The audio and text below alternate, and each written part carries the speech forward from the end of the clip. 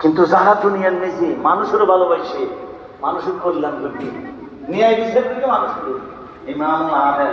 আমি শুধু দুনিয়ার বিদ্যুৎ দিতাম ন, এক নম্বর জান্নাত হিসেবে আর শুনেছে সাইহাবা জান্নাত যারা এক নম্বর জায়গা দিয়ে এইবার নাম ইমাম আদেল, যারা ন্যায় পরায়ণ বাসে।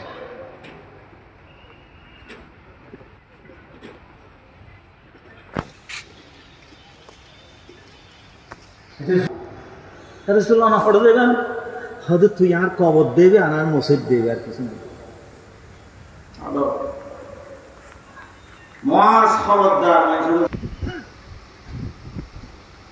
ইমানদারের জনরা ভাষার মজা, কিন্তু কি ব্যক্তিত্ব আমার দুনিয়ার নগর নিয়ে